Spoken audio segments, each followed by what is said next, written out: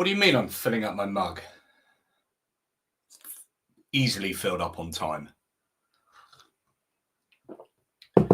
Filling up my mug. Hello, everybody. Welcome to another ATP Geopolitics YouTube phenomenon. A Ukraine war news update, a live one. Oh, look at me. I'm getting so excited. I'm nudging my desk and the camera's going up and down. That's the height of the excitement that you are going to feel today. I'm sorry, the rest of it is just me banging on about weapons. What have I been up to today? I have been, my goodness, the world is going nuts. The world is just going nuts, particularly the United States of America. And I'm absolutely obsessed, as many of you will know and have groaned about. I'm absolutely obsessed with American politics. I've just got lined up a video on fascism, right? So I watched this video this morning in bed, preparing for today. And I watched an interview, Mark Elias, the Democracy Docket lawyer guy, interviewing Ruth Ben-Ghiat, who has written a book, Strong Men, which I'm now reading. I'm a tenth of the way through listening to it at 2 times speed, on essentially authoritarianism, strong men, fascism, if you like. It was written during Trump 1.0, but it's really interesting in the historical underpinnings of fascism in Italy, Mussolini's fascism, then all around the world, from Pinochet, obviously Hitler, and you got authoritarianism, strong men in Berlusconi, Viktor Orban, so on and so forth. Absolutely fascinating. So I'm doing this video on how I think that the United States genuinely is sliding into fascism, and but look at the definition of the term fascism, and look at all of these elements that I was just going to talk about today anyway. And the question is, do these fit into, this is called abductive reasoning, right? So you've got the inference to the best explanation, which means that I've got some data. What best explains this data? And is it that the United States really is going towards embracing authoritarianism in a really serious way, such that it is fascism? But the problem is, at the moment, people are like, either go, fascism is overused, or I don't really care about the term fascism, or it's used and it doesn't really mean it, or fascism can only be if you're wearing brown shirts and you're in 1939 Germany. But no, there's modern American fascism, and I think that is what's going on. And so I've been doing a load of research on that this morning, and it is quite scary, actually. There is so much crazy stuff going on, and I really, really genuinely worry for democracy at the moment in a number of places. And I think in the UK we're suffering from that as well. I'm just seeing a bunch of videos. I think Politics Joe interviewing someone on the streets who was protesting against the digital ID that's possibly going to be coming on through. And I'm hopefully going to be speaking to Rob Cook, who is someone who is a viewer here, came to my talk. He has some expertise on digital ID and stuff. So we're going to be talking about digital ID, pros and cons, and what it might entail. I'm not in the least worried about it particularly, because everything that digital ID is already available to the government anyway. There's absolutely no, all it does is it centralizes it in one place, but it's all, I don't particularly have a problem. But I'm starting to see a worrying move in the UK where we are trying to seemingly embrace sort of Christian nationalism. And there was a guy I saw earlier on who was advocating for, the digital ID shouldn't be a thing because it's not in the Bible and blah blah blah. I'm thinking, really, this is very kind of un-British way of looking at stuff. This guy here, digital ID protester, says he's not communist because he believes in traditional British values, but then refuses to name any. He's like, what are the British traditional values? Fish and chips. Okay, well, try and get your thinking straight first, mate. Anyway, so what I wanted to start today with, really, that's a kind of preamble ramble. I'm going to ask you guys to see if this is the same with you. Right, open Google. Now, this is Google, but it's on Edge because I'm using Edge, but it is Google. Open Google and type this. Does Trump show signs of dementia? Or something similar to that. And it turns out, and I was reading an article in The Verge, which is like a tech news, saying Google is apparently censoring this. So what should happen is you get a Google AI answer to your question up here, but it doesn't. All it does is it gives you a web search. Now, if I change Trump to, I don't know, let's just pick Starmer. If I change Trump to Starmer, look what happens. Oh, look, there's an AI overview. Oh, an AI overview is not available for this search. It did do that earlier, so that's just changed in 10 minutes. Is Macron? Does Macron? Let's have a look at that. Does Macron show what is going on there? So it started off that Donald Trump and dementia, you couldn't do searches for that. And that was literally in the last 5 minutes. I'm now unable to do anyone showing signs of dementia. King Charles. Anyway, go and try this out. This is what I've been looking at this morning. Yeah, no public. Okay, so there's something strange going on. It was only Trump that was doing that. And now Starmer's just been added to that. But anyway, interesting things are afoot. Now, this is in light of all sorts of tech news going on. We are going to get to military aid in a second. But it's worth noting that Elon Musk is now looking to be worth 500. See, it doesn't even have the AI can't return this. There's nothing there at the top for Trump. Weird. Anyway, Elon Musk is now worth 500 billion, first human on Earth to be worth that individually. He is now bringing out Grokpedia. So he is trying to control information to the general public by producing a source, a repository of information, because he hates Wikipedia because it's too liberal, right? So he's going to have Grokpedia that will be one presumes, just a right-wing news source. It's so a bit like Conservapedia.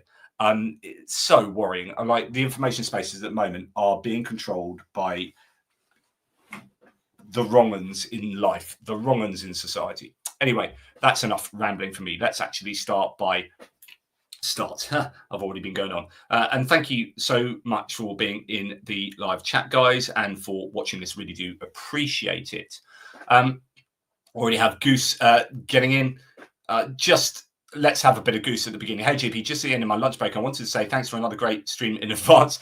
Best way to get my money seems to be contentious UK political posts.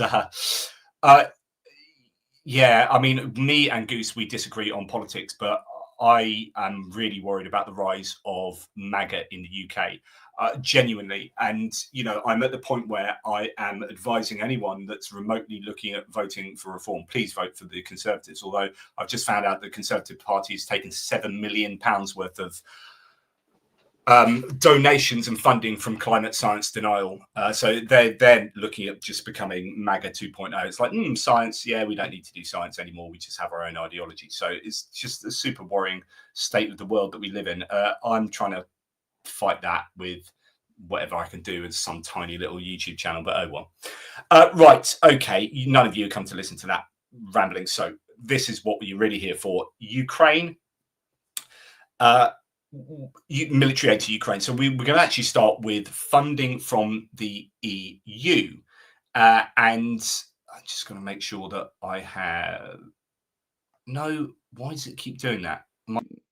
Hopefully this should be slightly better sound. It keeps going to my webcam for sound. Let me know if you have heard an improvement in sound there, because I've just changed it to my proper microphone here. Right, okay, we have Ukraine receiving $4 billion from the EU on the day of defenders, paid for by frozen Russian assets. This was actually yesterday. The 1st of October payment came through the G7's Extraordinary Revenue Acceleration Mechanism, ERA. So that's excellent news. They're still getting regular amounts of money from the EU, but there's all of this, and the EU are meeting at the moment in Copenhagen. There's some right old to-dos involving Viktor Orban right now, so I'll be reporting on that later when I do some geopolitics.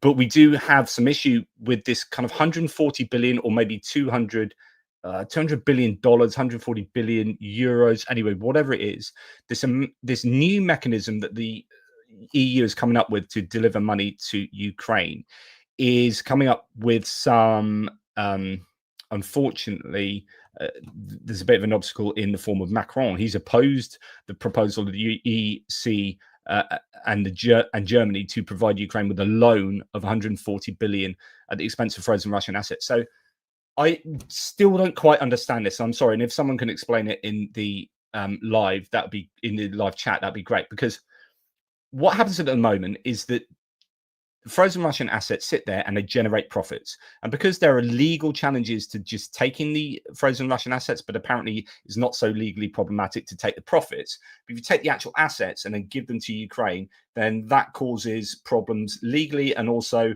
it might put people off investing in Europe and so on and so forth. So for one reason or another, including those reasons, some people are against giving the lot wholesale to Ukraine. So instead, they are just giving loans to Ukraine from EU pots of money, I presume, loans that go to Ukraine, and then they repay the loans by skimming off the profits from the frozen Russian assets. And at the moment, I mean, if this 4 billion is from the same kind of place, yeah, proceeds of immobilized. Yeah, so that's another 4 billion. They've already given at least 10.1 billion. So let's assume that they've already given this year something like 15 billion to Ukraine. Then my opinion is that's quite a good sustainable method of giving aid to Ukraine, right? But I don't quite understand what this new system is that is how's it significantly different. Anyway, Europe's emerging plan. So to give $200 billion in Russian money, the loan, which likely wouldn't be paid back, represents a creative way to tap Moscow's frozen assets without legally confiscating them, even though, you know, Macron's not up for this. When assets are frozen, international law must be respected. The Prime Minister of Belgium also reminded us of this.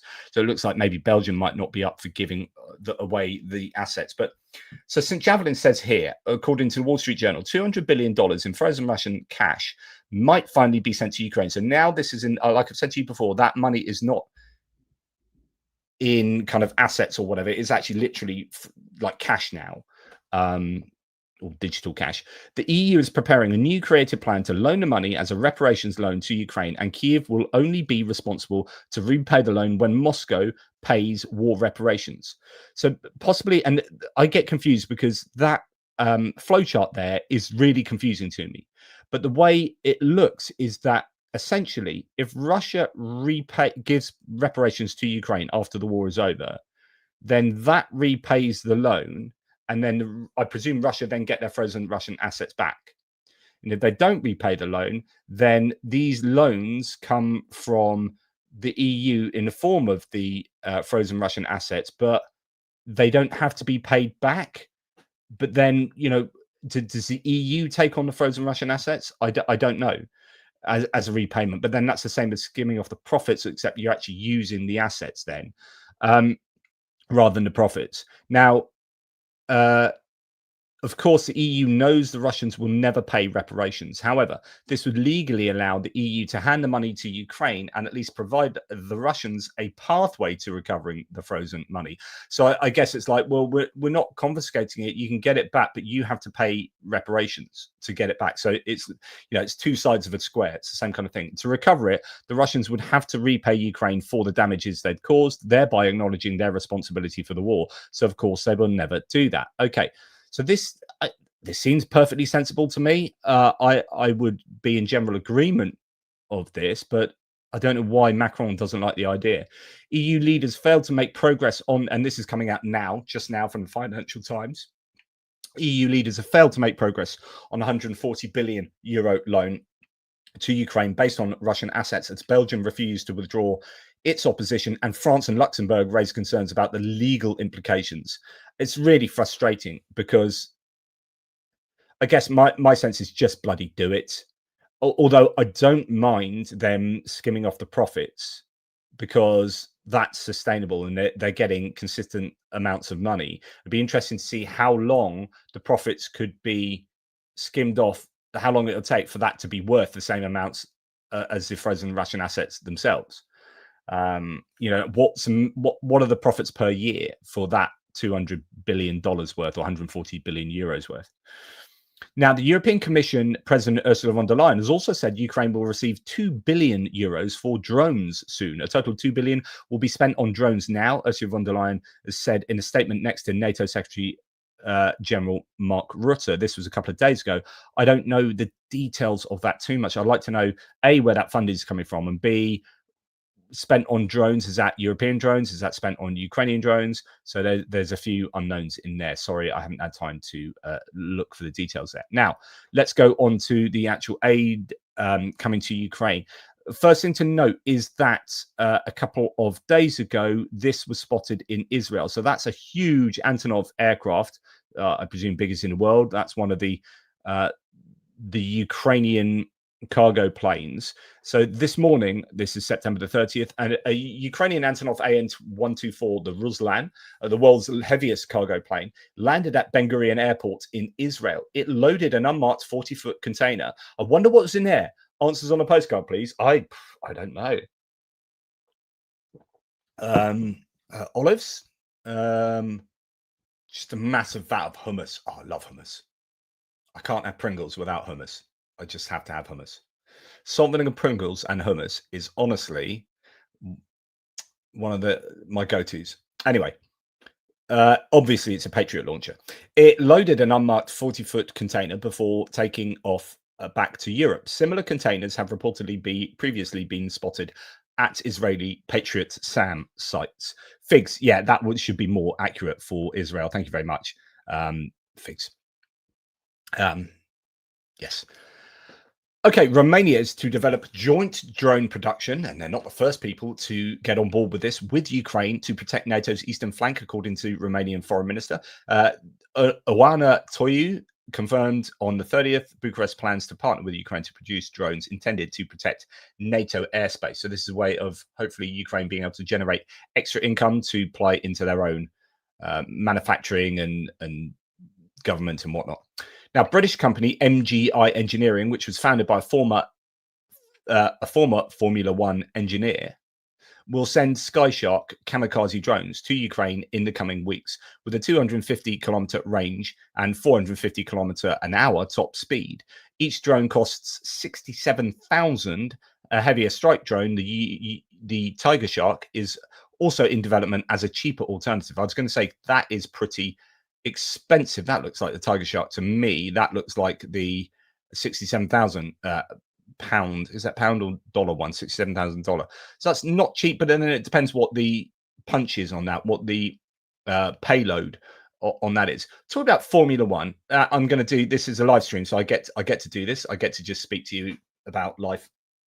I had a birthday the other day, as maybe you kindly recognize. Thank you very much. Birthday, Smurfday, as in it's just another day, but you know, whatever. I'm not going to get philosophical about that, but thank you.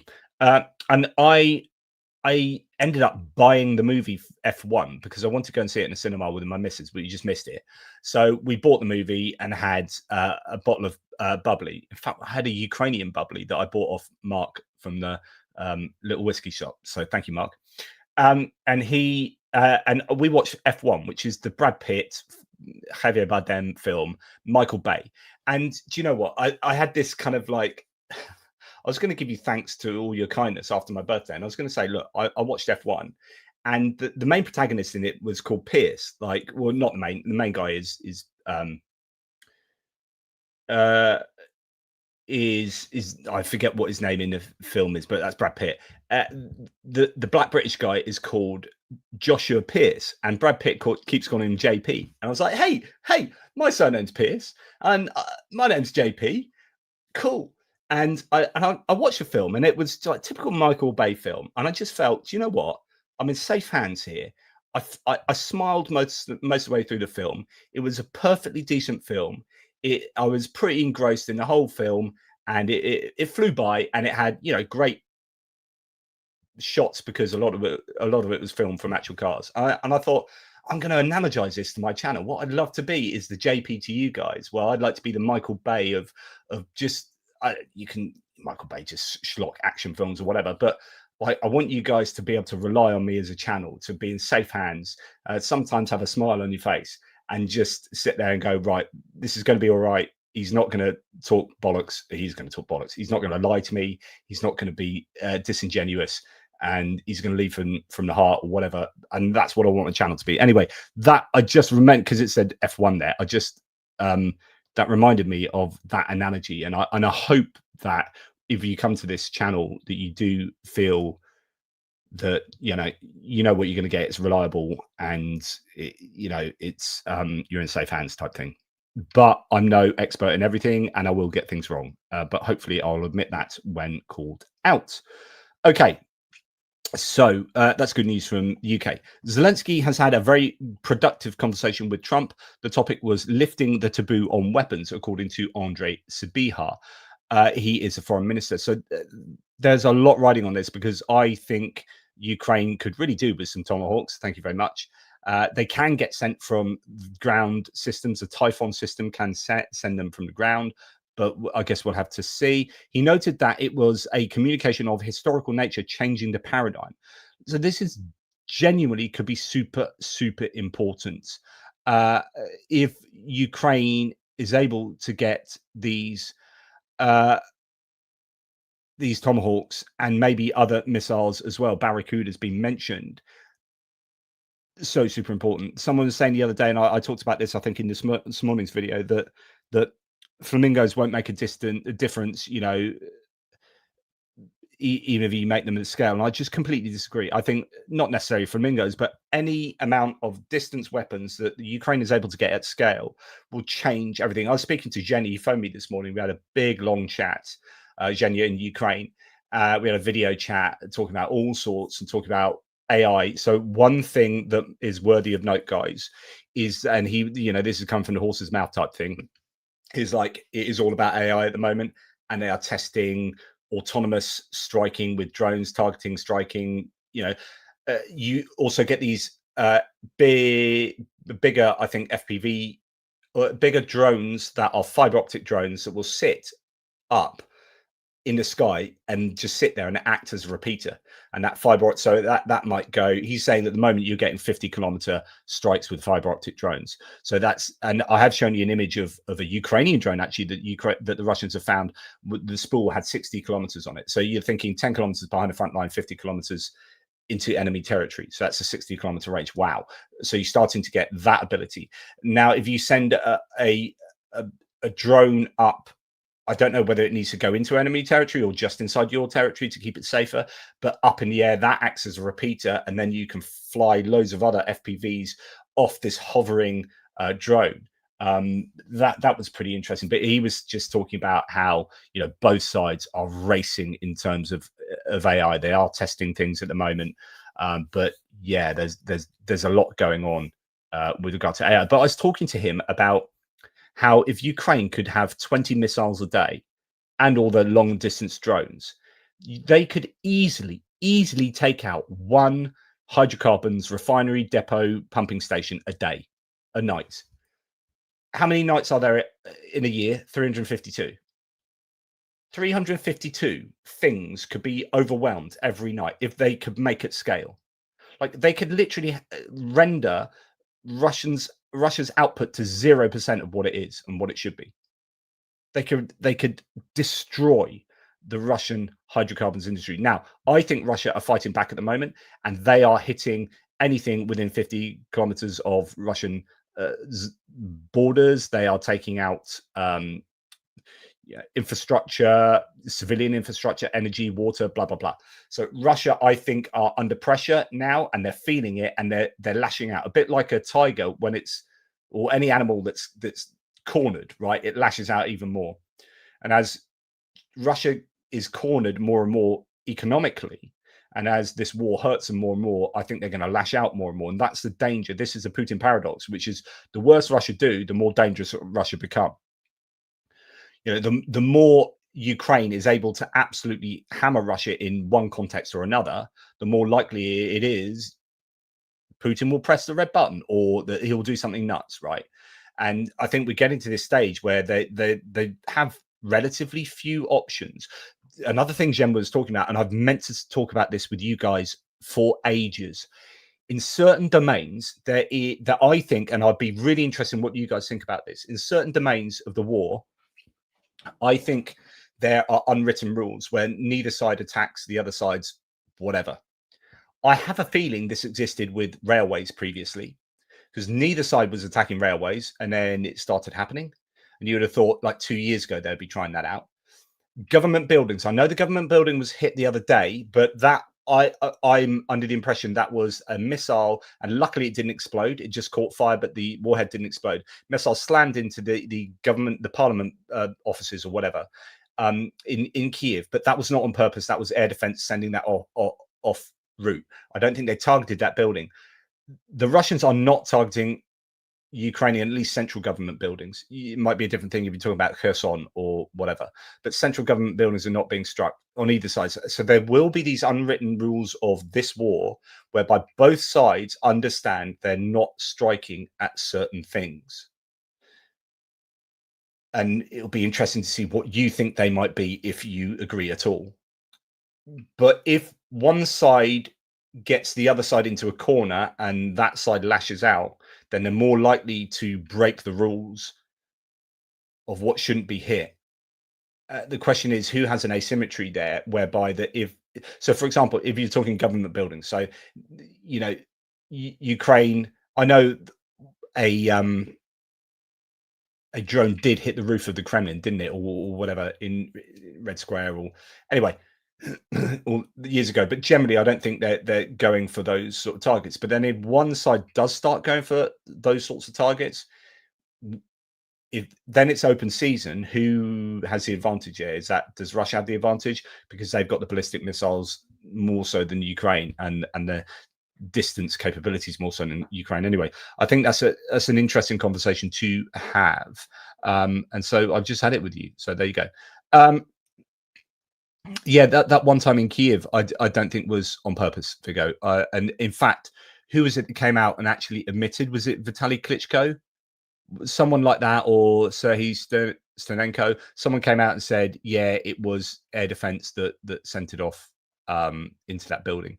But I can't remember exactly who it was. Okay, so back to where I was. Sorry, this is one of those days where I want to have a chat with you guys. Okay, the Pentagon is demanding that American military contractors, this isn't to do with the war prima facie, although I think it is because they have used a lot of weapons and given them to Ukraine and then in Qatar and whatnot. The Pentagon is demanding that American military contractors double, or in the best case, quadruple the production rates of 12 critically important missile armaments. So the nomenclature, these missiles include Patriot PAC-2 and PAC-3 surface-to-air missile systems. So the PAC-2, pretty decent. PAC-3s are much better for taking out ballistic missiles. Standard SM-6 type missiles, JASSM cruise missile, air-launched cruise missiles, a PRISM. So the PRISMs are the replacement to the HIMARS. PRISM type operational tactical missiles, and the LRSAM type missiles, long-range surface-to-air missiles, to replenish their small stocks completely in a case of potential war with China. But on the other hand, I just get the sense that they're retreating from war with China. This is probably coming from the military, from the Pentagon. This is where you get trying to geopolitically understand what is going on with the United States, where I think you've got the Heritage Foundation lot who want to isolate and concentrate on. So if you listen to Stephen Miller talk, this is why I want to do a video on fascism. Like, his statement in the last 24 hours on sending the troops into Memphis was one of the scariest freaking things I've heard an American political person say.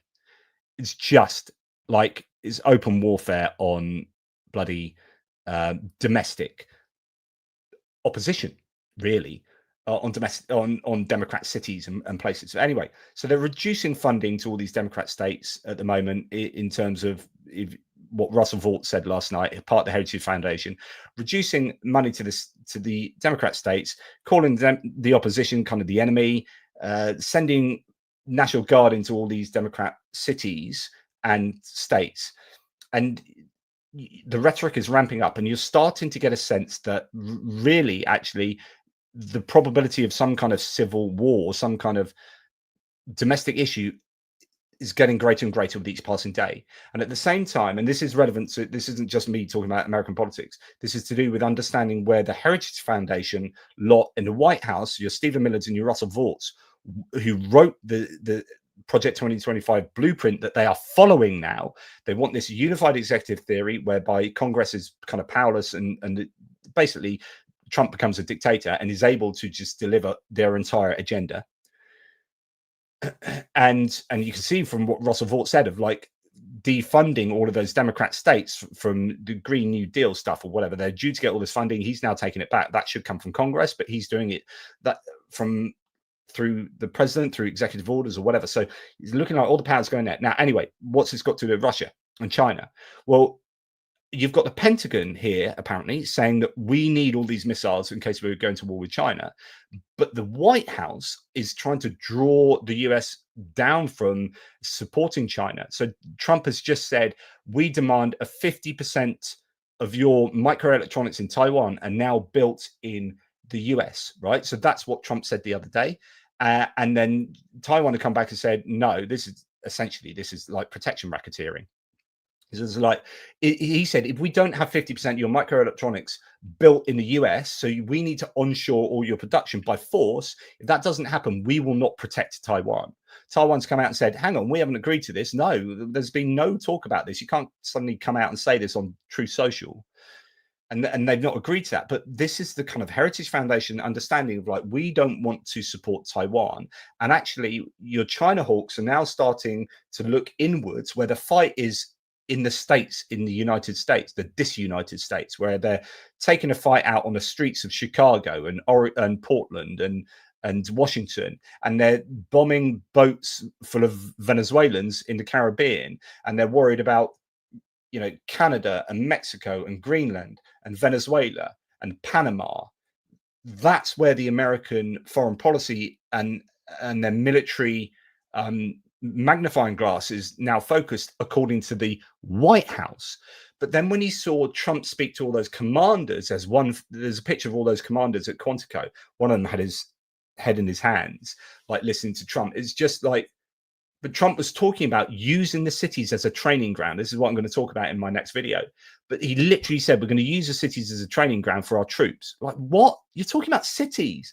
Like, you'd never have Keir Starmer say, oh, we're going to send the army into Liverpool to use the city as a training ground for our troops. You know, just shoot up people and stuff. Anyway, just absolutely insane. So you've got Trump standing up in front of, you know, Pentagon commanders and or DOW commanders, Department of War commanders, saying like, the enemy is the enemy within, right?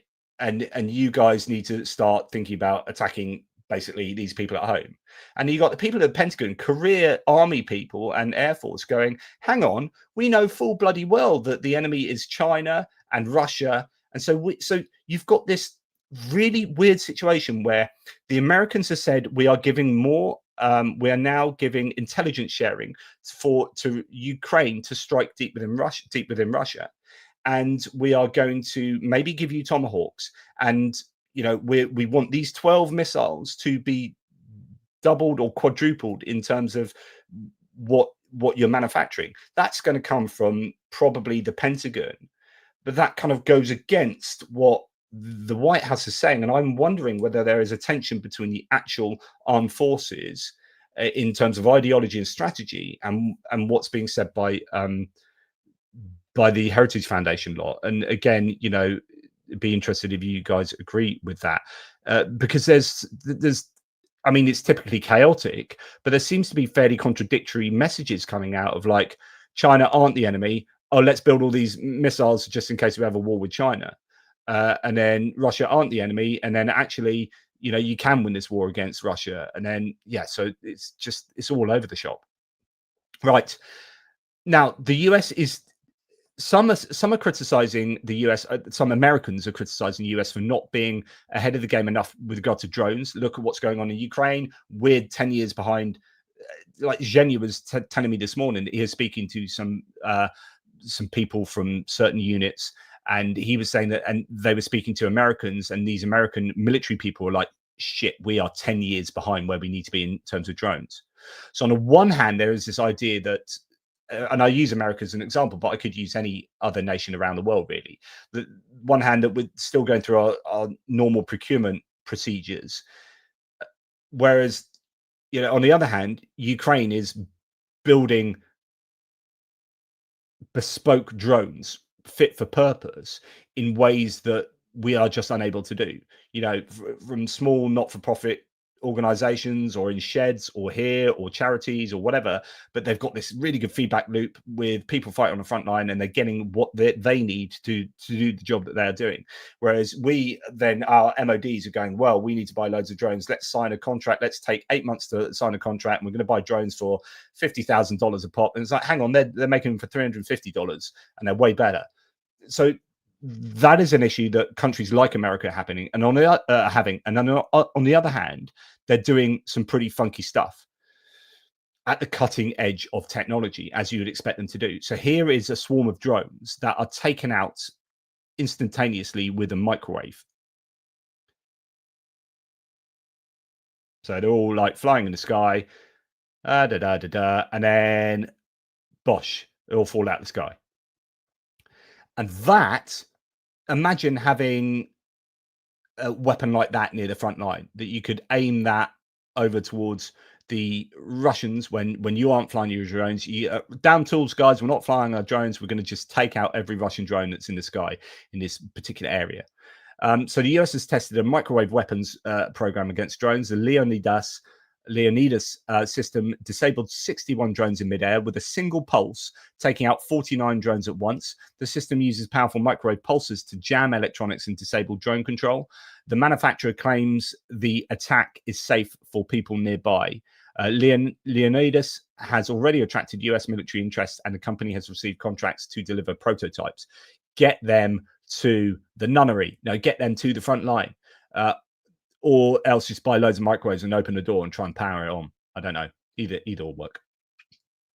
Sweden's new counter-drone system, so again, not relevant to Ukraine unless it ends up getting to Ukraine, has been put to the test and passed with flying colours. Although there were talks about Sweden getting something to Ukraine, and you'll know about it when it's on the front line. And Scruffy Tails was talking about how that could well be an anti-drone weapon that they're testing out. For the first time, the Loki counter-drone concept was deployed during NATO operations in Poland, protecting allied bases and critical logistics hub. So this one looks more like a traditional kind of gun, but it might be an autonomous gun that can just take out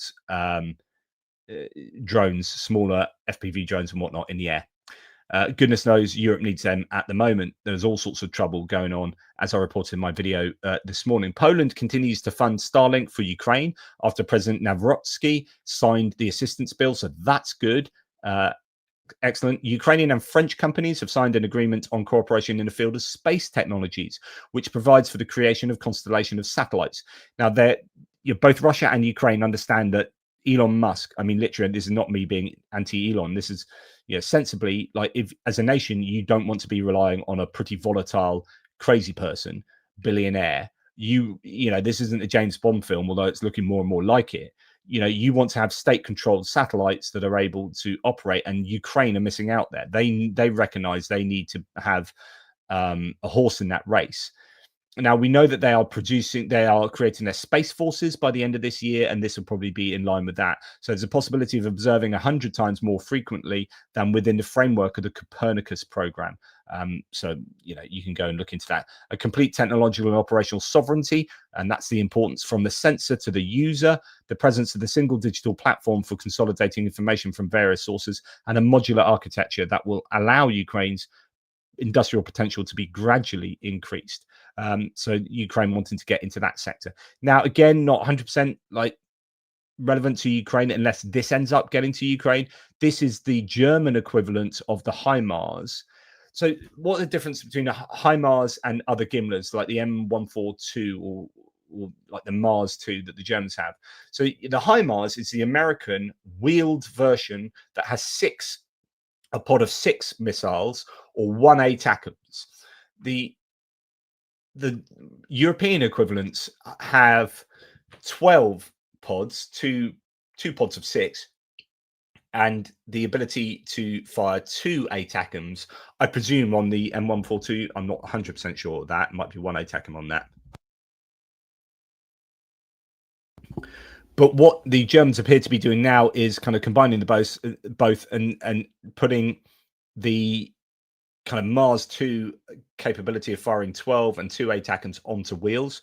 Double missile pods, 12 rockets, 2 ATACMs, 8x8 chassis for insane off-road mobility, and cruise missile capability is also in development. That might be in 2022. They've just leveled up the HIMARS. This is a GMARS, so it looks like it is available, and I wonder whether that could get to Ukraine. So yeah, it's the regular HIMARS has a single 6 pod, 1 ATACMs. GMARS doubles that. 6x6 truck chassis for the HIMARS. This is an 8x8, giving it apparently better off-road capability. And the GMARS is also able to launch cruise missiles, though not fit for it just yet. So something to look out for. You may end up in Ukraine. We have NATO is training in Ukraine to counter drones. The alliance will deploy new interception technologies. It's no longer possible to use expensive missiles to shoot down cheap drones. It's all about drone and counter drone activity, isn't it? And that's that's what's going on across Europe at the moment. A lot of thoughts being aimed at what to do about drones. They're building up this drone wall on the western borders of Ukraine, so that no drones can get through from Russia through Ukraine to Eastern Europe, or indeed Belarus, I would have thought. Okay, it's definitely time for some tea. Let's give you, before we get on to the next section, which is Ukrainian indigenous stuff, let's have a super chat. So out of curiosity, says Goose Springsteen, given your immersion in the culture post 2022, do you think you'd find it easier to talk about typical Ukrainian values as opposed to British ones? If so, why do you think that might be? So I don't know I can answer that, other than British values are taught in school now. So it's been on the Key Stage 2 and Key Stage 1, Key Stage 2 curriculum for some number of years. And it's really interesting. I was speaking to my mate about this the other day, about, teaching British values and teaching, what are British values essentially. And they aren't particular to Britain, the values, I guess, of democracy, of tolerance, of this, of that, trying to pin them down and say, well, these are our values. I would go back to the Enlightenment. I would talk in terms of modern society, in terms of tolerance. But yeah, what are Ukrainian values? I'm not sure I would be able to say. I'd have a stab at them, but these are fairly nebulous ideas at best anyway. So it doesn't surprise me that someone wouldn't be able to on the spot tell an interviewer what British values were. This is reference to the video earlier. But don't start talking about British values if you don't know what they are. Come equipped. I can give you a sense of what British values are by dipping into actually the Key Stage 2 curriculum and talking about that. But yeah, thanks, Goose. Appreciate that. Who's Poppin says, in 1973, Major Harold Herring asked, how can I know that an order I received to launch my nuclear missiles came from a sane president? He got sacked. Wow. Yeah. I guess it depends what the procedure is for firing a missile. So if you're a captain on a submarine, a nuclear submarine, like there must be, I'm sure people will know in a live chat, there must be a procedure that can assure the captain that they are doing what they should be doing, and it is the right decision. And I wonder how much, I suppose it will be a case-by-case basis from captain to captain as to whether there would ever be anyone that said, well, actually, I'm not going to do that. I've got my order from the Prime Minister, but no, I'm not going to press a button. But anyway, yeah, thanks for that. Who's popping? Kevin Forst, always a legend in support for the channel. Thank you so much, mate. Really appreciate that. Goose, again, personally, I think partly that the UK is a composite identity. It's easier to discuss English values, but it's the norm to learn more about Henry VIII and wives at school and English liberalism. I mean, yeah, you might be right to talk about English values because Britain encompasses 4 nations, so you then start getting more granular. But values, you can talk about English culture. You can talk about like historical culture, like Morris dancing and this and that. But values, I would hope that actually English values were British values, really. So I'm going back on what I originally said. You know, there's a difference between culture and values. Values are more abstract, and I think it's a grey area there. Thank you, Goose. Again, I'm probably not answering your questions. Paul, you should switch to YouTube's hype feed. It will boost your algorithm. So, Paul, you're right. Benny Pie was telling me about this the other day. I need to look into this. There's a new hype feature, and viewers can hype a video. I think you can hype a maximum of 3 videos a week or something like that. And it just adds a bit of boost to a video. So if I do a particularly good video, right, I'll say, guys, can you please hype my video? And you guys would obviously dutifully do so, because that's how awesome you are. So yeah, we'll have to look into the hype feature. Paul, you're a legend for reminding me about that. Thank you, Paul. And thanks for your kind support. Johnny Nedregard, thank you for your Norwegian love there, mate. And Wizardoos from the United States of Australia. I'm hoping the Aussie Ghost Bat could be tested. I presume that is a drone you're talking about there. Okay, let's get back to Ukrainian indigenous stuff here. So Ukraine and the US held technical negotiations on an agreement to purchase Ukrainian drones. He emphasized that Ukraine is a global leader in drone technologies, and its experience is is of great interest to allies. This includes not only aerial systems, but also naval drones and ground robotic complexes, in the development and use of which Ukraine has unique practical expertise. Good stuff there. I wonder how much money they can make from drones being built for the US, and also whether it would take away from industrial capacity for Ukraine as well. That's why I was talking the other day about one of the solutions there is not building those drones in Ukraine. And I know it's not ideal, because you might argue, well, you're not giving jobs then to Ukrainians. But actually, if you need those people to be building drones for the front lines, like if there's no spare capacity, although you keep talking about there being spare capacity but not enough money. So I don't know, but one solution would be for a Ukrainian company to build a factory, or to license their stuff to be built outside of Ukraine, where the money still comes back to Ukraine, but actually it's been built by people, I don't know, in Poland, and then that goes to the United States. But Ukrainians still get the money somehow. Anyway, I digress. Let's move on. So Ukobromprom, so these are the state military manufacturers, have released specs for the Neptune D cruise missile and Luty strike drone. So the Neptune carries a 260 kilogram warhead. It's pretty sizable, not as much as the Iskander, if I am correct in saying, which is kind of 400 to 500 kilograms, and the Flamingo is 1,150 kilograms. So the Neptune is smaller in that respect. It's got a range of 1,000 kilometers, so that's pretty useful. Can go for sea and land targets. I wonder if it could hit a moving target like a ship.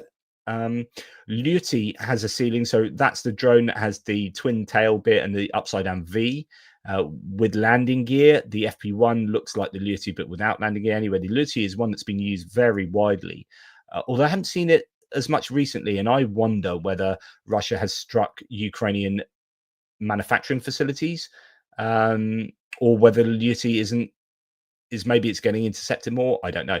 Luty ceiling has 4,300 meters. It can go up, and then 1,300 kilometer range with a speed, so that can just about make it to sort of Tatarstan area, maybe just shy of or just about at the Yelabuga special economic zone, where they build the Shahed. Speed of 160 kilometers an hour, not hugely fast. Neptune was used to strike the Electro Detal plant in Bryansk.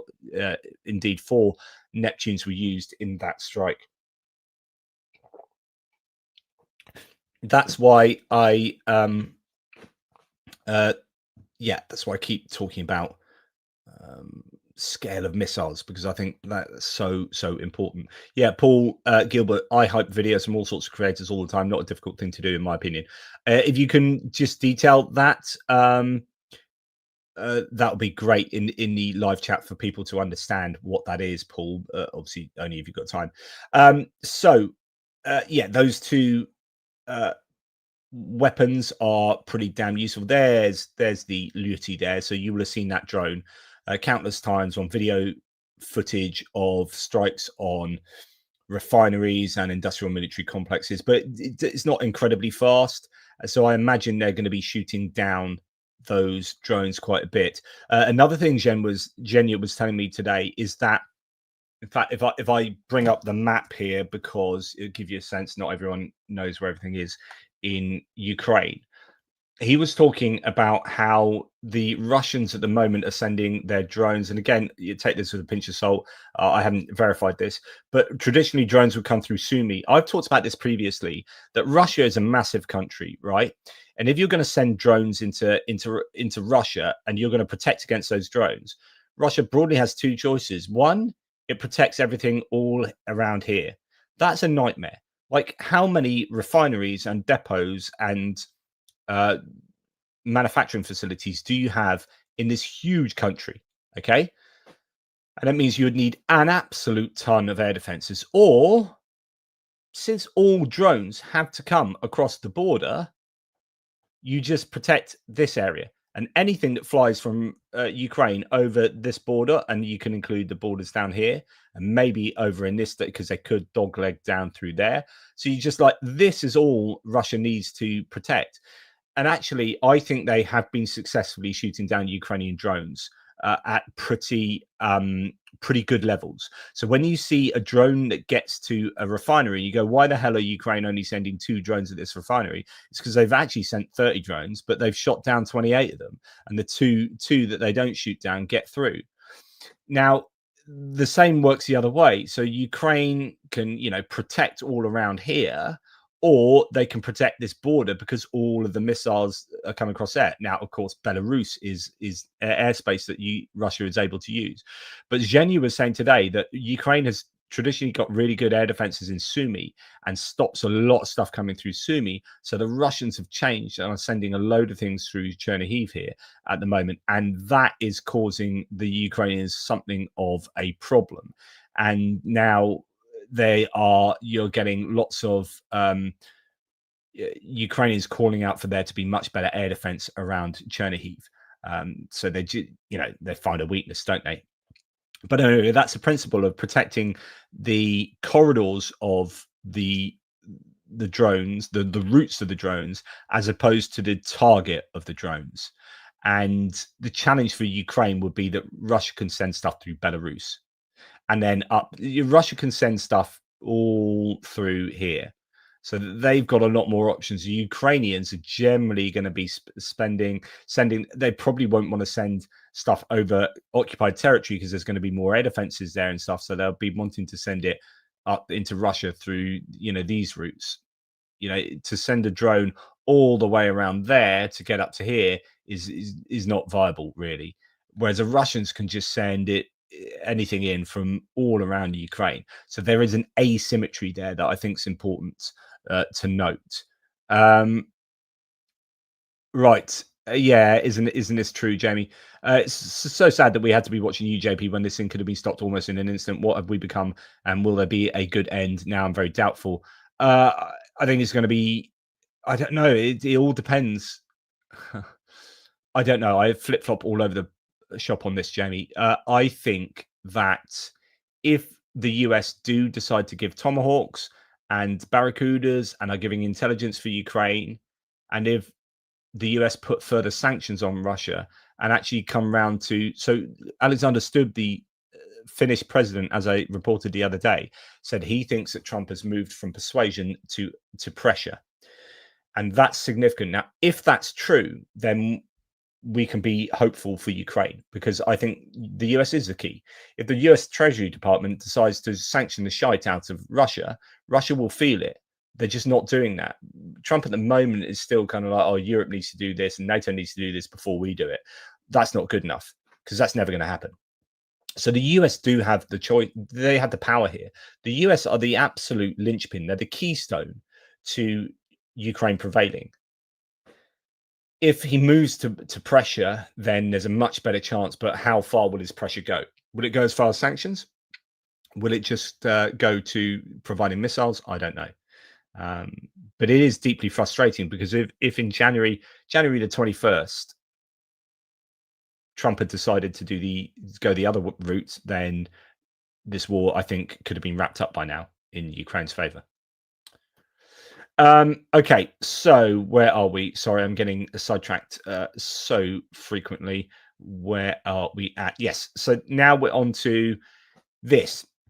And this is a problem. Wall Street Journal and pinch of salt, is reporting that Ukraine has no money to produce ballistic missiles. So this is a difference between potential and actual. This is a difference between capacity and actual. The difference between what they can do and what they've got the money to do. What they can in principle do. Ukraine, I think, can build an awful lot more. They just need a ton of money to do it. That's what many people are saying. But I do also wonder about facilities having been struck. When last night 30-odd drones get through, where are those 30 drones going? We know of a couple of places. A bunch of them hit Odessa, a bunch of them hit here and there, but essentially that probably leaves about another 15 drones or more hitting something. Industrial military complex is my guess. So I do worry about Ukraine's ability to produce these. Now, although the Flamingo missile is capable of delivering a powerful strike, its impressive size makes it an easy target for Russian air defense systems to deal with. To deal with this, experts say Ukraine might try launching several missiles simultaneously, but this requires significant investment. So in order to overcome air defenses, especially with a pretty robust missile that has a really big footprint, you can see that thing coming from a long way off in terms of radar. You're going to need to fire a bunch of them. And in order to fire a bunch of them, you need to spend more money. And so they have the choice. They either build 5 cheaper Flamingos or spend more money making them more evasive and have a smaller footprint, and so on and so forth. Now, they have said previously that they're fine. They feel that the missile is adequate enough at the moment, that they're satisfied with it. But they've also talked about, look, we could do this, but it would cost more money. So it's going to be a choice of, well, you either spend more money on sending more missiles, or you spend more money on making the missile more effective. So you have to spend fewer. And I guess they're still kind of relying on more of the cheaper. But actually, how many Flamingos have we seen used? I still don't know if they are building these at the levels they say. They say they're up to some kind of 2 a day, and they're aiming for 7 a day by, I don't know. They did initially say October. Now I think the end of the year. Then there are some rumors that it's going to be 2026. But I don't know. I don't see them. But then, for example, Yaroslavl refinery was on fire the other day, and people were saying, well, we didn't hear any drones. There's no reports of drones. And then suddenly there's a massive fire there. I'm guessing they didn't drop a freaking cigar. So I'm thinking that probably was a missile. So, they could be using these and we just don't really know about them. Problem for Kiev. And then we heard the pumping station that we claimed that was 10 drones, but there's a pumping station that was taken out on the same night as the Yaroslavl issue. And that was apparently 10 drones, but that's useful. And that's a lot of drones hitting a single target, which is what I like. I like hearing 10 drones hit the same thing. That's what we want to hear. The problem for Kiev, says this source, or Kiev, is that they have not had funds for production for some time. They've been actively talking about their ability to produce ballistic missiles and are trying to do so. They also have another missile, the Neptune. This is also a cruise missile, and they say they simply do not have the funds to produce them. Yeah, that is an issue. I guess we'll see within a few weeks, really, within the next month, whether they really do have the capacity to build these missiles. If we're still talking about like when they're going to start using lots of Flamingos in a month's time, then they really are unable to do so. Now, something I've been waiting to see, actually, which is a manpad. Manpad is a man-portable air defense system.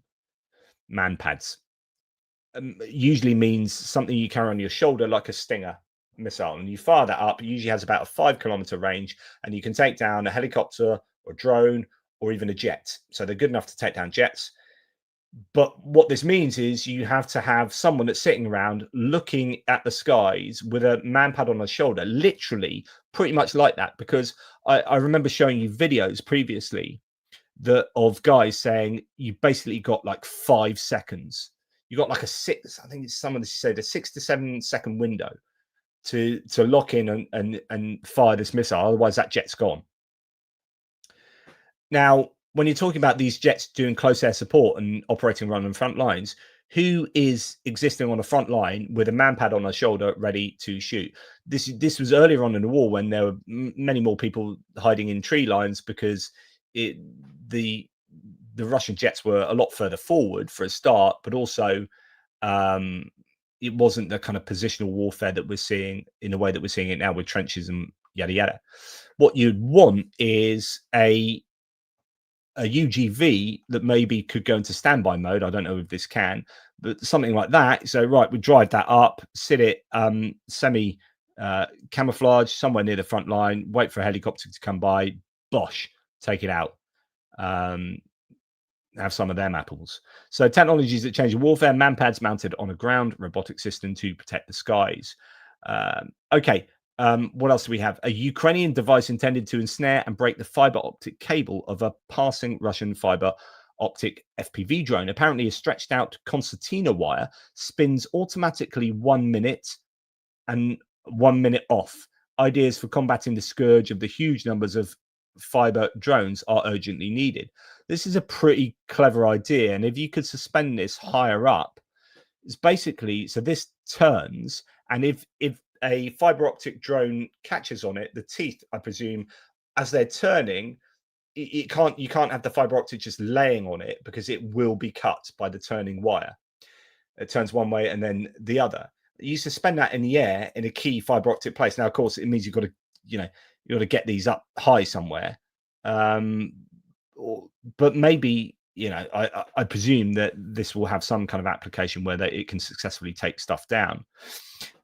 For example, when you are building these tunnels, these net tunnels, maybe have those fiber optic cutters operating. You've thought about this up front. You build these. It could be somewhere where the Russians are going to be, maybe in a couple of months' time, as they've taken ground on some more territory.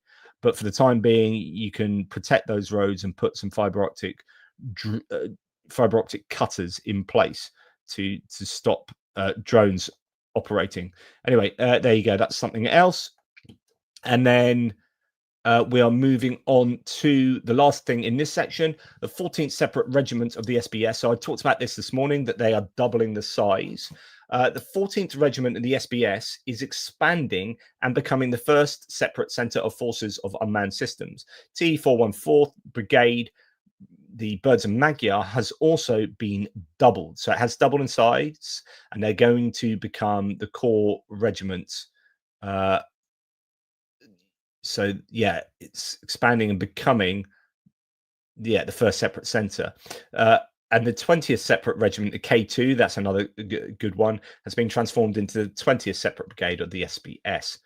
The 412th separate regiment of the SBS Nemesis, another good unit there, is transformed into the 412th separate brigade of the SBS. And the 413th separate battalion of the SBS Reed, I've never heard of them, into the 413th SBS Reed. So SBS seemingly taking on that. The SBS is the Unmanned Systems Forces, I think, translated into Ukrainian. Also, Magyar announces the start of recruiting in the SBS on October the 17th to 18th. So really ramping up recruitment. They are going to be concerned, I think, somewhat with Rubicon that are becoming quite a problem for the Ukrainians. Now, Andrew Perpetua said the other day that the Rubicon aren't being successful because their drone operators are that good. He said they're pretty average drone operators and flyers. They don't have great skills, where some of the Ukrainians really do have tremendous skills. But he's saying what the Rubicon do have is just access to loads more resources, training and resources. Zhenya was saying this morning as well. Sorry to keep referring to this, but this is first-hand information that's quite useful. In fact, if we go here, he was talking about how he used to drive. He said it's better now. It's got better. So I don't know if they stopped doing this for whatever reason. Is it the M14 from Mykolaiv to Kherson? One of these roads, I don't know that it is naming the roads here.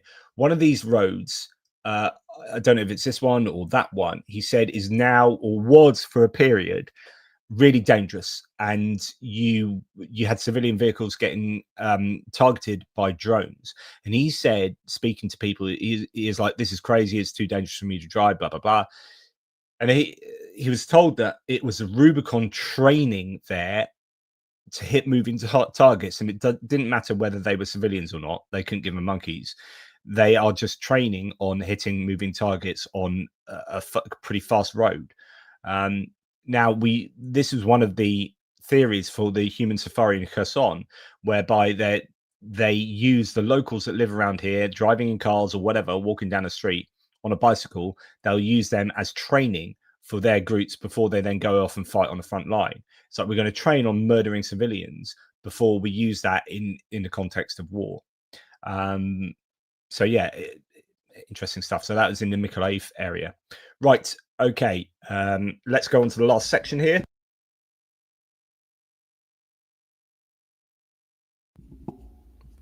And before we do that, let's just say another hello to Yol. BME, thank you, matey. Have a brew on me. Do you know what? Mine is thoroughly cold now, and that always depresses me. You really need a hot cup of tea to fight fascism, I find. It's the only thing. It's apparently, so I was reading the other day, it's the reason that Nazi Germany was defeated in 1945 was hot tea. It's a true fact, Matt. It's true.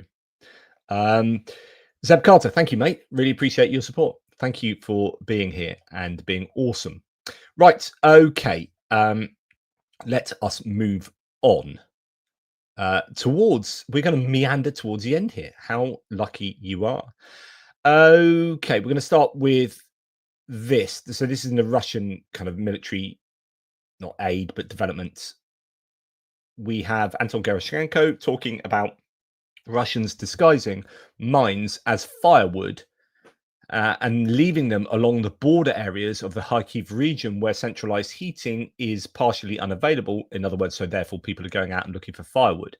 Vladislav Zadorenko, head of the Dahachi community, reported that Russians use so-called decoy firewood, which contain detonators and initiation boards. So we talked about this the other day with regard to what Ukraine are using, although I don't know that they're using them in a way that's going to try and specifically impact civilians. The Ukrainians are using different trigger mechanisms, so they might leave. So if a dugout gets taken over, right, I was talking about this, sorry to repeat myself, but what was it, children forget 80% of what they're taught within 24 hours. So we always need repetition. There are different mechanisms. One is the magnetometer, so magnetic trigger to these bombs, whereby if there's metal nearby, it can trigger it, or if metal is nearby and it's taken away, it can trigger it. So you can have like an ammo box that you've actually put a bomb in, some kind of mine, and you set it up with a magnetometer and you put a rifle on top, and you then lose, knowing that you're going to lose that dugout. So the Russians then take over the dugout. So, oh, we've got a rifle here, I'll take that, thank you very much. Lift off the rifle, and it explodes the mine. Or you put metal on, or whatever. If you can have a soldier that's got magazines and loads of metal paraphernalia on them, they get near to a mine, they trigger the mine just because of the amount of metal they got on them. So there are all these different triggering mechanisms that are being used. This one might have a gyroscope one. I say this one, you've got a picture of my face. This one might have a gyroscope, some kind of, the old classic car bombs, he says, as if that's a lovely thing to talk about. where you have the Mercury and it's the car is parked like that, and you set up the car bomb and it has Mercury cylinder, and then as soon as the car goes slightly up or down, it sets off the bomb. So it's not set off in the place it's at, and then it drives off and goes up a hill and blows up. That kind of thing. Okay, the Russians are persisting with slowly producing the BMP-T, which is a terminated tank support fighting vehicle. Now, a new batch of unknown size is being delivered, apparently with increased ERA, explosive reactive armor. These are these blocks that you often see on these vehicles, which explode when a projectile hits them, and the explosion actually explodes outwards back and sends a projectile back to where it came from, if you like. So it sounds counterintuitive that you put explosives on the side of armor to protect your armor, but actually that's what happens. So a new batch of unknown size is being delivered apparently with ERA and electronic warfare jammers. This is the vehicle that is supposed to be used more in urban areas. It's more of a support vehicle with really pretty hardcore cannon on there, auto cannon, and then some ATGMs or kind of rocket similar kind of projectiles that it can fire as well. So anyway, that is, I think, is it built on the old, I can't remember, BMP chassis? No, I can't remember. I mean, it is a BMP-T, so it probably is. Okay, what else? Russia has reportedly modified its missiles. I talked about this morning to evade Ukraine's Patriot air defense missile system. So Ukraine had a 37% interception rate in August, and that has dropped to 6% in September. So in September, Ukraine struggled to shoot down as many ballistic missiles as they were the month before. Now, is that just an anomaly? Were the Russians sending those missiles somewhere else, or was this a change in a flight path and an adaptation of the tech? And some are claiming it's the latter, in the terminal phase, that it can do some evasive maneuvers and whatnot. That is a challenge for the Ukrainians. They'll be feeding all this back to the Americans, of course, who are developing the PAC-3, and they'll be wanting to adapt. It's that cat and mouse game. Modernization has been evident in recent strikes, says the Financial Times, on Ukrainian drone production facilities. There you go. There you go. So the Financial Times reporting that Ukrainian drone facilities have been hit by ballistic missiles. I'm wondering if that's why we haven't seen Lyuty drones used in the last, I can't remember the last time I saw them, last month. We've really been hearing about maybe FP1 and missiles, but I've not been seeing the host of Lyuty drones that we used to see. So I do wonder. Russia may be using around 20,000 North Korean workers in military production in the Yelabuga, the Tatarstan special economic zone. That's a real concern for the Ukrainians. The Russians are just, whenever they get desperate, they pull on North Korea in terms of equipment and personnel. So yeah, there you have it.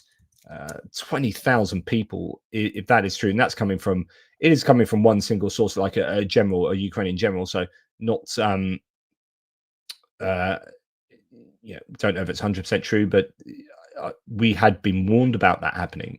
Just seeing if there's anything that's been reported as of late on my threads here. Apparently 485 prisoners of war. Ukrainians, they did have 185 soldiers and a further 20 civilians. So it looks like 205 people released there. So that's good news.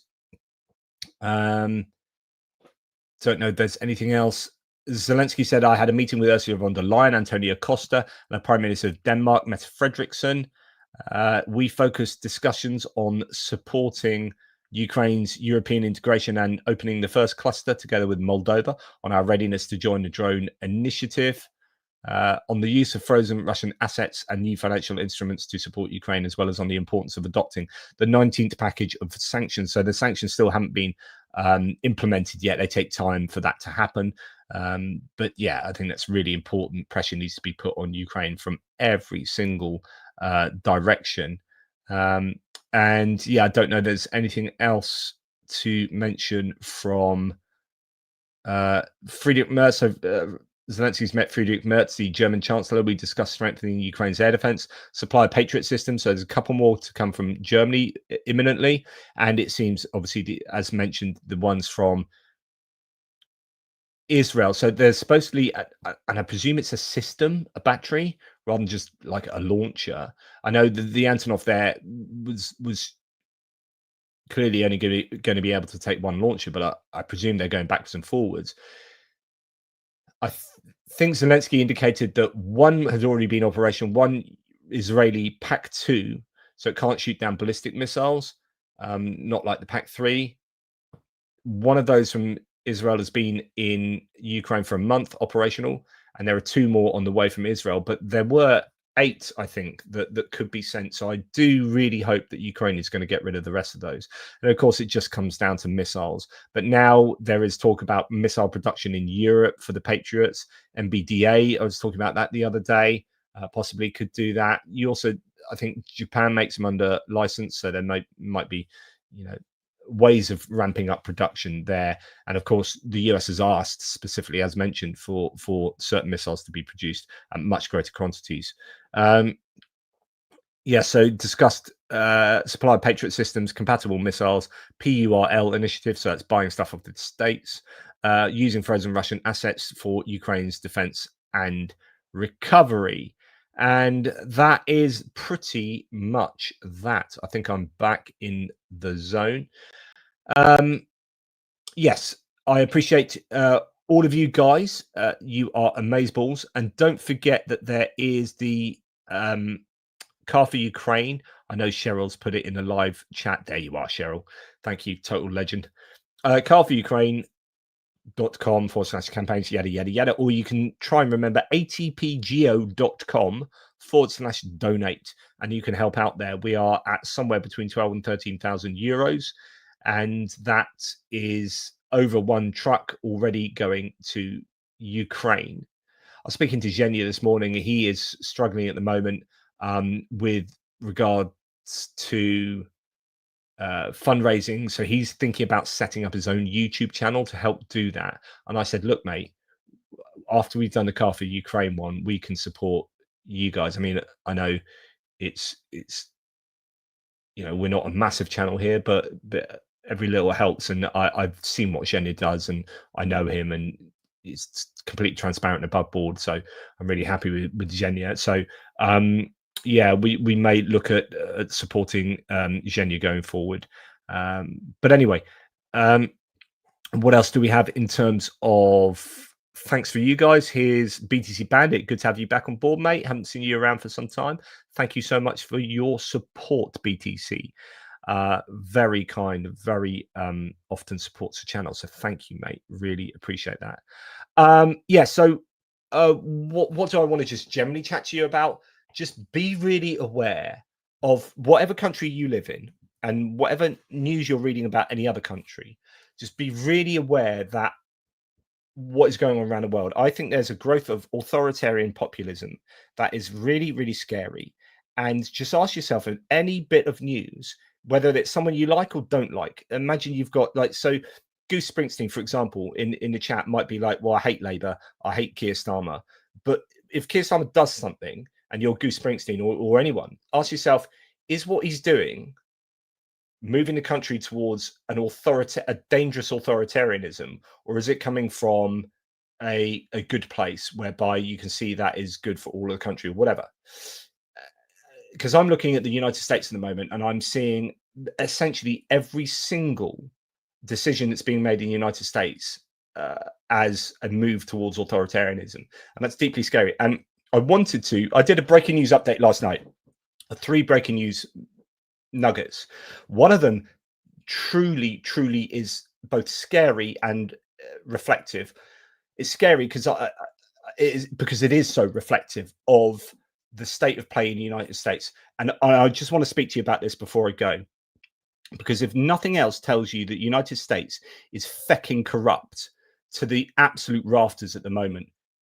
And I'm getting to the point where I don't care if I'm going to piss off people who love Trump, who are also big supporters of Ukraine, who support my channel. Like, I can't hold back on this because it's so obvious, right?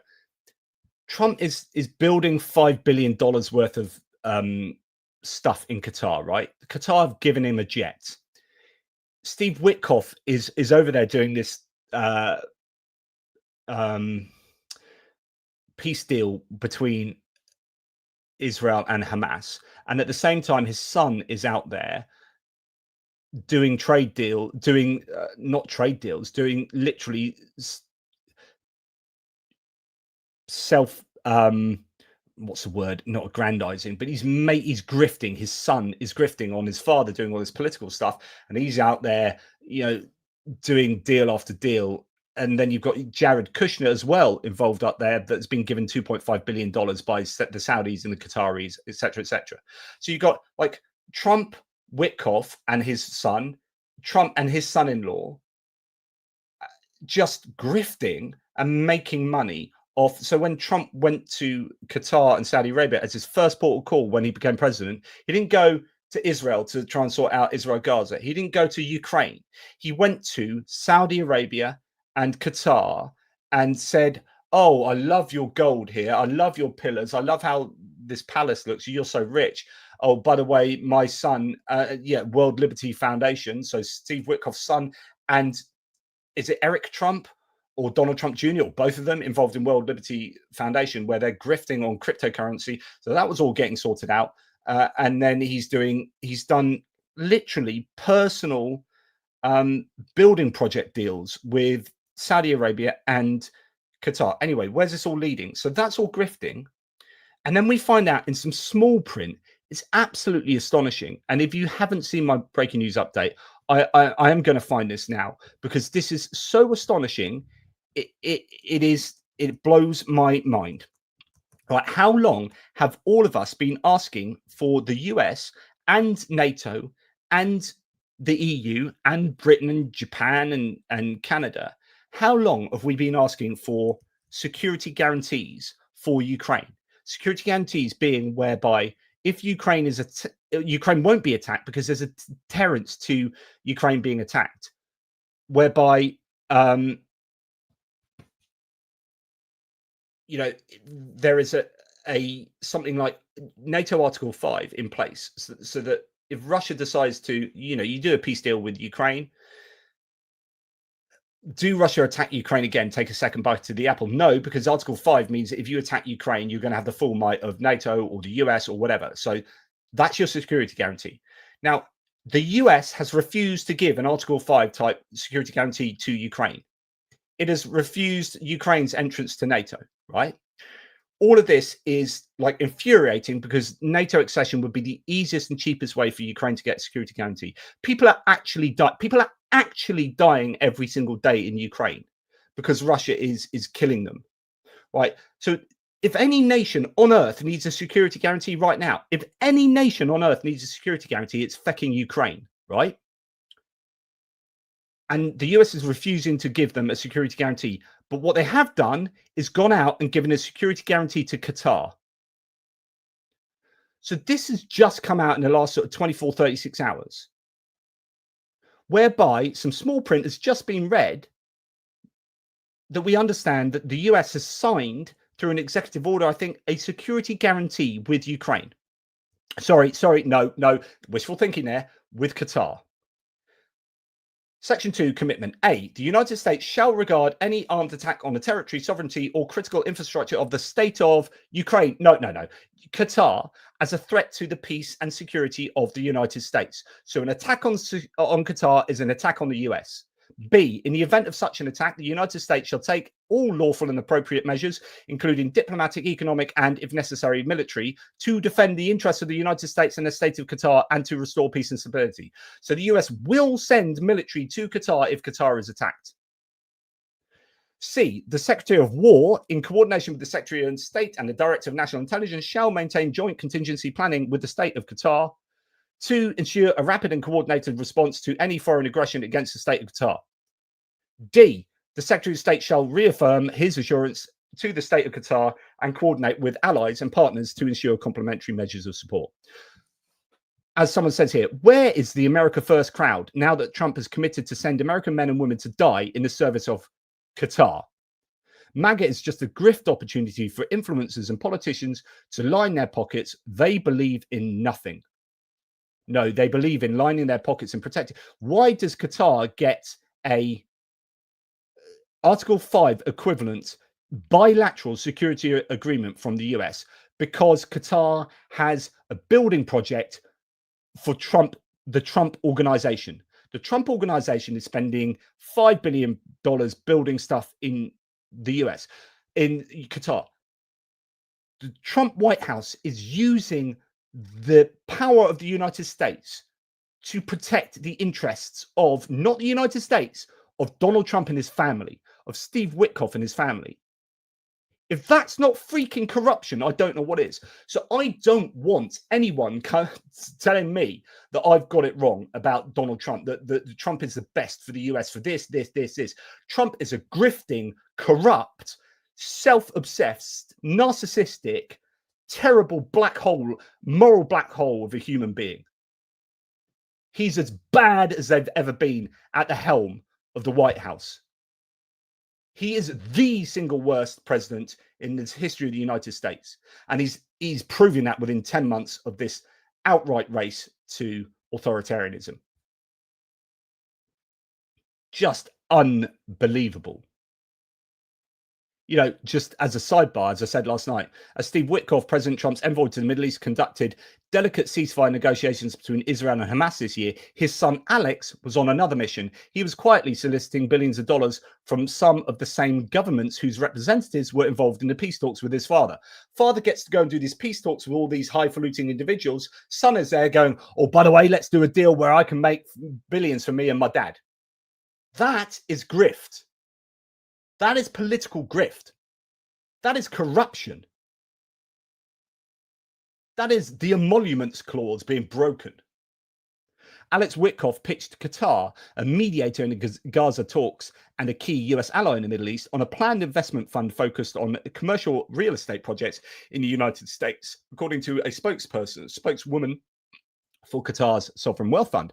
He later wooed prospective investors by telling them that he had already secured pledges of billions of dollars from government-affiliated funds in Qatar, the United Arab Emirates, and Kuwait, according to people familiar with his pitches who were not authorized to speak publicly. The real estate fund had the potential to yield hundreds of millions of dollars of revenue for the Witkoff Group, not for the United States, for the Witkoff Group, which was founded by Steve Witkoff in 1997. He remained a partial owner of the company after selling a portion of his stake this year. So sold a stake. Oh, no, it's not me. It's my son. Oh, I don't own as much as I did. Oh, but I do still own some. And by the way, my son owns we're still as a family making gazillions of spondoolies of me doing, it's all about the peace. It's all about the peace. Donald Trump's all, I don't want people to die. It's all about, I really want the war to stop. No, you just want to grift. You want to grift as much as you can. So I'm sorry, but that is one of the single most egregious examples of outright corruption in the American government. It is freaking terrible that Qatar gets an Article 5 bilateral security agreement and guarantee from the United States, and Ukraine gets a square root of feck all is not acceptable. All of you should be as enraged as I am. And if you are genuinely a Trump supporter, explain that. Explain that stuff to me. Because that is only explicable if you have recourse to corruption. That is not good enough for a functioning democracy. Oh no, it's not a functioning democracy because we're having a race to fascism. And I will use that word because it does qualify. Go and look up the definition of fascism. Rant over. Sorry, but that has been playing on me. And I wanted to do a wholly separate. I did that 3 breaking news thing last night, but the whole time I was doing that, those other 2 ones were like really fascinating. But that's Qatar one just deserves a rant on its own. Like it is so, tell everyone about that. Go and tell your friends. Do you know what the US is doing? You worried about US soldiers getting sent to Ukraine? They ain't going to get sent to Ukraine, mate. Do you know where they're going to get sent? Freaking Qatar. Do you know why? Because Trump's building a fucking golf course and a hotel. So your brothers and sisters, your relatives, your colleagues, your citizens of the United States can be sent to their deaths to protect the Trump organization and its golf course and hotel. It's not about global security. It's not about geopolitical strategizing. It's about individual grift. Man, I'll tell you what, like, sometimes I'm not a violent person, but sometimes I look at news like this and I think, God, I want to punch something. Just give me a bit of plywood. Make me allow me to feel like I'm strong. I'm going to break a bit of plywood, some balsa wood, not plywood, balsa wood. You know, you do modeling with. Yeah. I felt like a Shaolin monk. Right. F oink, mug, glass, fill, fee. Thank you, F oink. Do you know what? I could do with some 40-year-old port I've got down there now, but now's definitely not the time for that. Boys aren't even back from school yet. That'll have to wait till a very special evening, not an evening of ire and anger at impending authoritarianism. Thanks, F oink. Rant appreciated. Rant given, rant received. Okay, so go out and tell people the truth of what's going on. Please support Car for Ukraine. Spread the word about Ukraine. Keep talking at the water cooler and at the Sunday dinner table. And we are all in this information war. And when, you know, all of the social media platforms are being run more and more by authoritarians, we got to work out what we can damn well do. That's why I'm on, you know, Blue Sky as much as possible, but then people will say, oh, that's just a liberal lefty place, and there is an element of that. I would just like to have a place that wasn't, you know, Twitter had its faults, right, but it wasn't algorithmically forcing a particular political position down your throat. That's what Twitter does now, and that's what really irritates me. Take care, everybody. Big love, and I'll speak to you soon. Probably sooner than you think, because I've still got a video to get angry about growing fascism in the United States. I have to build up my constitution, my fortitude for that one. I might need 2 cups of tea before I do that. Take care, everybody, and I'll speak to you soon. And thank you so much to all the wonderful supporters of the channel. Without you, I couldn't keep going. Thank you to Goose Springsteen, who's asked me pertinent questions, but is a supporter of the channel. Thank you. And that's the kind of good faith dialogue I do appreciate. Big love. Speak to you soon.